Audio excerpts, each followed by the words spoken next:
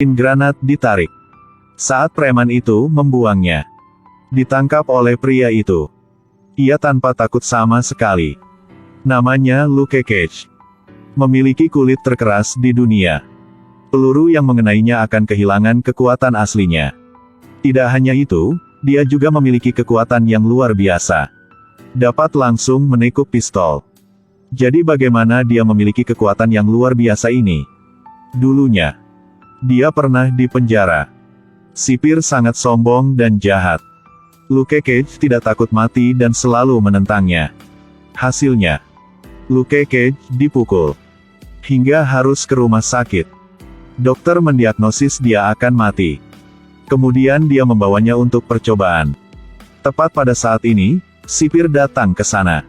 Begitu dia tiba, dia membalik saklar. Menyesuaikan suhu di bejana uji dan data secara maksimal.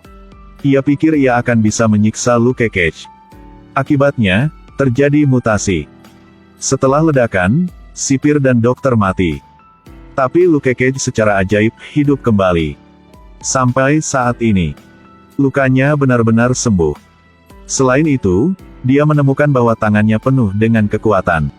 Setelah itu, pukulan yang menghancurkan dinding bahkan lebih ajaib, tangannya yang tidak melukai apapun. Begitu saja, dinding tembaga dan dinding besi dihancurkan olehnya. Ia mengambil kesempatan untuk melarikan diri, agar tidak ketahuan oleh orang lain. Dia bekerja di toko tukang cukur teman bernama Jack. Sampai malam itu, ada beberapa preman masuk ke restoran Cina. Mereka menuntut biaya perlindungan dari wanita Cina. Luke Cage kebetulan lewat. Ia menyarankan orang-orang untuk meninggalkan dengan cepat. Setelah preman mendengarnya, dia marah banget. Menghadapi ancaman dari pria kekar, Luke Cage hanya bilang 5 kata. Kalau nggak setuju meninggalkan, kamu akan mati. Setelah mengatakan, tongkat bisbol tiba-tiba bergegas. Luke Cage mengangkat tangannya untuk memblokir. Lalu melempar lawan ke dinding. Pria botak berdiri. Dia meninju wajah Cage. Akibatnya tulang tangan patah. Jeritan-jeritan berteriak di seluruh ruangan. Akibatnya, dia dibuang seperti sampah oleh Luke Cage. Ketika kaki tangannya melihat itu, mereka mengeluarkan senjata.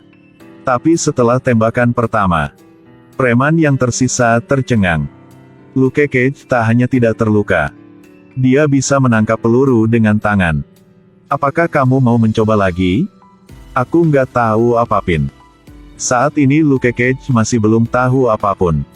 Ia telah mencolek seseorang yang seharusnya tidak boleh dicolek. Dia harus menghadapi amukan balas dendam. Pria itu menggunakan tangannya untuk melepas pintu mobil dan masuk ke markas gangster lokal terbesar. Ia mau membunuhnya. Karena teman sahabatnya dibunuh. Waktu kembali 1 hari yang lalu.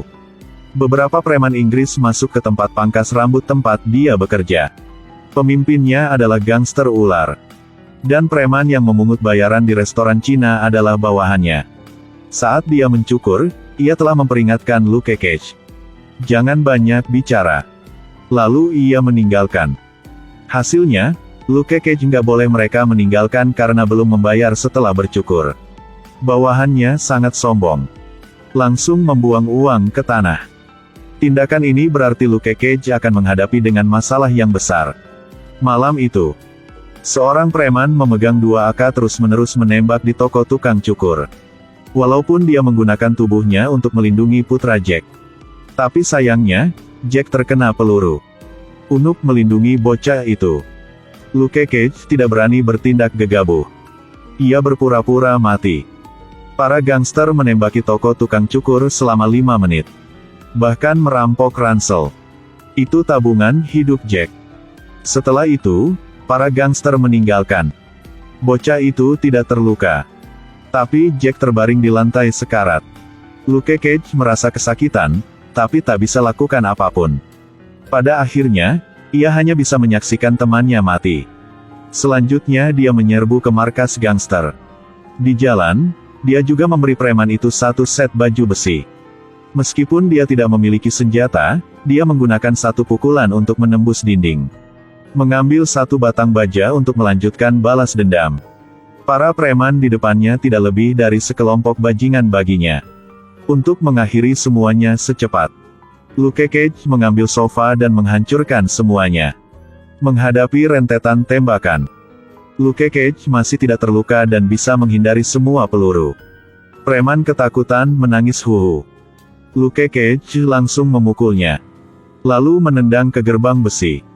Di dalamnya ada brankas emas bos gangster. Luke Cage tidak ragu untuk merampok brankas emas. Bos gangster tahu bahwa brankas emas telah dirampok. Ia sangat marah. Jadi ia memutuskan membalas dendam Luke Cage. Besok malam, Luke Cage sedang makan siang di restoran Cina. Tidak menyadari bahaya yang mendekat, pria itu mengangkat bazukanya dan menembak ke restoran. Luke Cage tak ada waktu untuk kabur. Dalam sekejap, api tersebar di mana-mana. Restoran Cina terbakar menjadi abu. Lihat gedungnya runtuh. Gangster yang jahat di atap tertawa bahagia. Lalu pemadam kebakaran tiba. Bangunan itu telah berubah menjadi reruntuhan. Kapten berpikir seperti ini, pasti semua orang di gedung ini sudah mati. Tapi pada saat ini, tinju muncul dari puing-puing. Ternyata, Luke Cage masih belum mati. Apalagi, dia juga menyelamatkan pemilik restoran. Mengejutkan semua orang yang hadir di tempat kejadian. Keesokan harinya Luke Cage masuk ke markas bos gangster. Beberapa bawahan segera mengelilinginya. Salah satu dari mereka mengangkat senjatanya dan menembak. Hasilnya peluru terbang kembali. Menemukan Luke Cage kebal terhadap senjata, ia sangat terkejut. Luke Cage memperingatkannya. Jika terus mengganggu lagi, ia akan membunuhnya lain kali. Padahal gangster, tapi ia masih terancam. Ia marah banget. Kalau gak bisa membunuh Luke Cage, mungkin akan malu banget di dunia gipsi. Jadi dia menghabiskan banyak uang, membeli senjata baru. Namanya senjata kejam. Peluru itu terbuat dari logam luar angkasa. Dapat menembak melalui objek apapun di bumi. Selanjutnya, bisa membuat tubuh meledak. Akhirnya, bos gangster sangat puas. Malam ini Luke Cage sedang berjalan di jalan bersama Flora. Tiba-tiba teleskop mengarah tepat ke arahnya. Pria ini adalah pembunuh yang dikirim bos gangster. Dan, senjata kejam, adalah senjata di tangannya. Setelah menembak, Luke Cage menemukan. Ia berdarah. Tepat setelah itu peluru meledak di tubuhnya. Luke Cage pingsan di tempat kesakitan. Untungnya, Flora segera memanggil ambulans. Tapi belum pergi jauh. Menghadapi serangan kejutan lagi. Ternyata si pembunuh sedang mengejar. Keduanya memanjat keluar dan buru-buru bersembunyi ke samping. Hal yang aneh adalah si pembunuh tidak langsung membunuh mereka. Bahkan ia bersumpah akan perlahan lelucon dengannya. Lalu mereka mencari klinik. Flora awalnya ingin mengeluarkan peluru dari tubuhnya. Tapi pisau bedah tidak bisa menembus kulitnya. Jadi Luke Cage memutuskan untuk melakukannya sendiri. Hasilnya hanya sedikit kekuatan tetapi pisau bedah patah menjadi dua. Sepertinya harus nonton episode berikutnya maka Luke Cage bisa sembuh. Video ini berakhir di sini. Sampai jumpa.